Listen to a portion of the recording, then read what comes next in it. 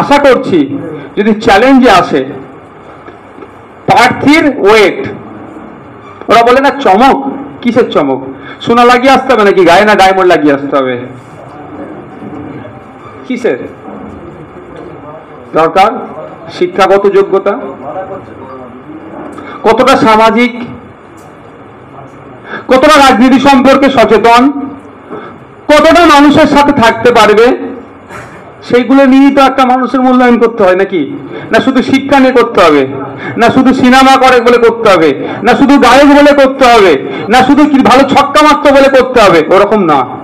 সমগ্র বিষয়টা নিয়ে একজনকে মূল্যায়ন করতে হবে। তো সমগ্র বিষয়ে মূল্যায়নে যদি চ্যালেঞ্জ আসে, আমরা বুক ঠুকে বলতে পারবো আমরা যে সমস্ত প্রার্থীদেরকে দিয়েছি আমাদের ধারে কাছে অন্যরা খুঁজে আসতে পারবে না। কিন্তু হ্যাঁ, আমাদের যেটা অভাব সেটা হচ্ছে কি, ওদের মতো অত মেকানিজম নাই আমাদের। কর্মী সম্মেলন হচ্ছে, 10 লাখ টাকা খরচ করে বিশাল প্যান্ডেল করে ওর মধ্যে এসি লাগিয়ে দিয়ে খাবার দাবার অ্যারেঞ্জ করে, ভাই ওই টাকা আমাদের নাই। আমরা নিজেদের গাঁটের টাকা দিয়ে 2-10-20 টাকা করে চাঁদা তুলে আমরা পার্টি করছি, তাই তো নাকি? এখানে যারা এসেছেন বিরিয়ানির প্যাকেটও কাউকে দেওয়া হয়নি, উল্টে নিজের গাড়ির তেল খরচ করে আমরা এসেছি। তো আমাদের কেন এসেছি? এটা কি সার্থক করতে হবে, এই আশাটাকে সার্থক করতে হবে। যদি আপনি এখানে এসে এই সময় এখানে দিয়ে যদি আপনার আগামী দিনে যদি কংক্রিটের বাঁধটা আমরা নির্মাণ করতে পারি, তাহলে আমাদের এখানে আশা সার্থক হবে। এখানে এসে যদি আমাদের মিড ডে মিলের বাচ্চাদের খাবারের পরিমাণটা বাড়াতে পারি, তাহলে আমাদের এই আশাটা সার্থক হবে। আমরা এখানে এসে যদি আমার কৃষক বন্ধুদের মাসিক গড় আয়টা বাড়াতে পারি, আমাদের আশাটা সার্থক হবে। এখানে এসে যদি আমরা নাগরিক অধিকার সুনিশ্চিত করতে পারি, শিক্ষা স্বাস্থ্য থেকে শুরু করে ধর্মচরণ থেকে শুরু করে সবটাই আমাদের মৌলিক অধিকার থেকে শুরু করে নাগরিক অধিকারটা সুরক্ষিত করতে পারি, তাহলে আমাদের আশাটা সার্থক হবে। অলরেডি সম্পন্ন, যথেষ্ট বলতে জানে, সামাজিক জ্ঞান থেকে শুরু করে শিক্ষা থেকে শুরু করে রাজনৈতিক জ্ঞান আছে।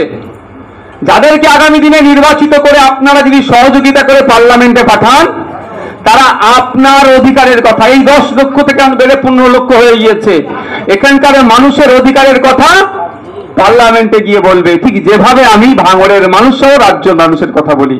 আপনারা হয়তো জানানো হয় না, টিভি নাই, আমি কি কথা ভাঙড়ের জন্য বলিনি? শিক্ষা প্রতিষ্ঠান, লাইব্রেরি বন্ধ, ভাঙড়ের স্পোর্টস কমপ্লেক্স থেকে শুরু করে ভাঙড়কে কাঠের ব্রিজের পরিবর্তে কংক্রিটের ব্রিজ, রাস্তাঘাট থেকে শুরু করে নতুন স্কুল থেকে শুরু করে টিচার ছাত্র রেশিও মেনটেন থেকে শুরু করে আপনার হিমঘর থেকে শুরু করে আনুষঙ্গিক বাস রুট থেকে শুরু করে নতুন বাস সহ একাধিক বাস বাড়ানো সহ ভাঙড়ের মানুষের আর্থ সামাজিক জীবন কিভাবে ডেভেলপ করে তার কথা বলে দিয়েছি অলরেডি। ওরা আমার সাথে পেরে উঠতে পারছে না, তো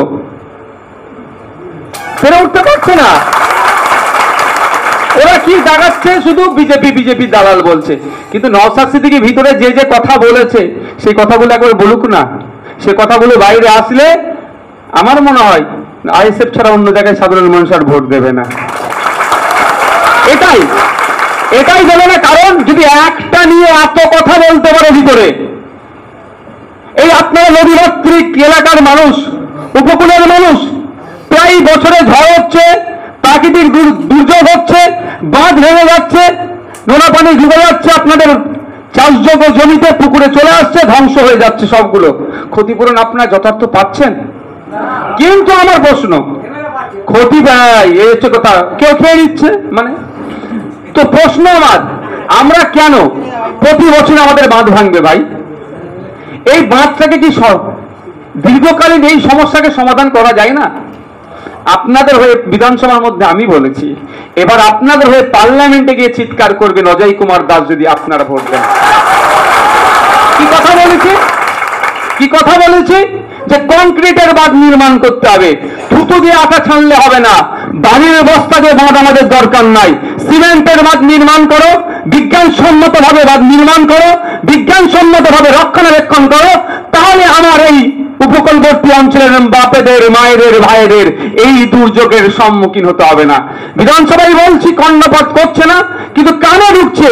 আমরা যদি লোকসভার মধ্যে পাঠাই, আমরা যদি দিল্লিতে পাঠাই, আমাদের আওয়াজ যেমন পশ্চিমবাংলার বিধানসভাতে উঠছে, ঠিক একই আওয়াজ তখন দিল্লির লোকসভার মধ্যে উঠবে, তখন বাধ্য হবে ওরা করতে।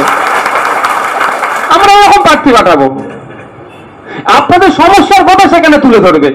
আপনারা এই কথাগুলো মানুষের কাছে গিয়ে বলুন। তাই আপনাদের যেটা ফিরে আসি, আপনাদের কাজটা কি হবে? মানুষের কাছে পৌঁছে যাওয়া। আমরা যে ইশতেহার করছি, মানুষের দাঁড়ে দাঁড়ে জ্ঞান। একটা বিধায়ক, একজন আমাদের পক্ষ থেকে দাঁড়িয়েছে, ইনি কি এই 15 লক্ষ মানুষের কাছে পৌঁছাতে পারবে? যত বাড়ি আছে সবার বাড়িতে যেতে পারবে? সম্ভব নয়, সম্ভব নয়। তাই ইনার শ্যাডো, ইনার ডেমো কারা আছে? আপনারা।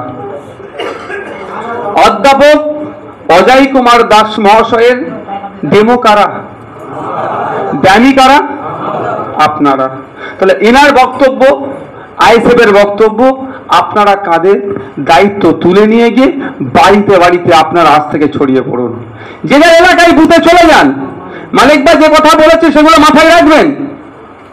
অবশ্যই সেগুলো আমাদেরকে বসে এ করতে হবে। ব্লক ভিত্তিক যখন আমরা আবার এই কর্মী সম্মেলন করব, তখন অঞ্চল নেতৃত্বরা আসবে একে একে, তখন আমি তো আর থাকবো না, মানে নেতৃত্বরা থাকবে, সেখানে তো বলবেন। আপনারা একটা বুথের ধরুন না, আমাদের 15 জনের একটা কমিটি আছে, একটা বুথে কত বাড়ি আছে ভাই? 300, খুব বেশি হলে 300 বাড়ি আছে।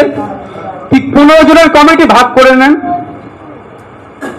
কেউ 10টা বাড়িকে দায়িত্ব নিক, কেউ 8টা বাড়ির দায়িত্ব নিক, কেউ 20টা বাড়ির দায়িত্ব নিক।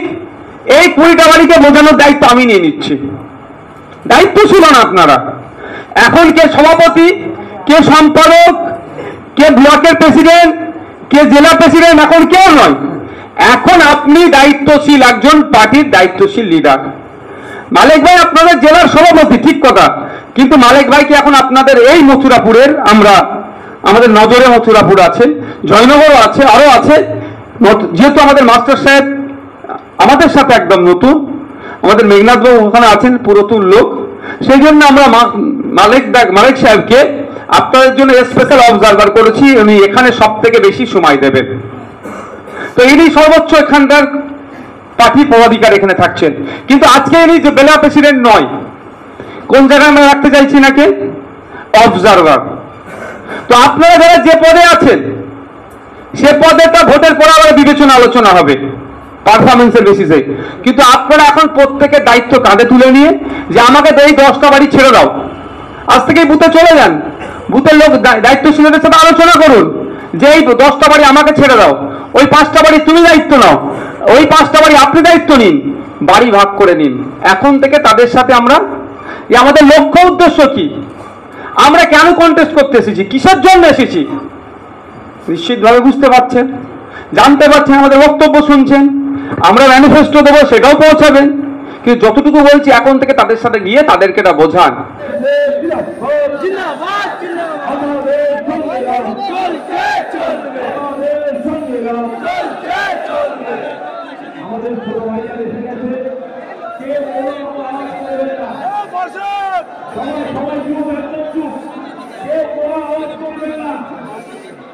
সবাই চুপ করে থাকুন।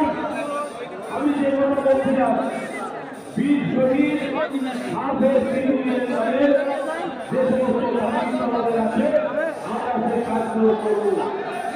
ভাই প্রত্যেকটা বসতে হবে।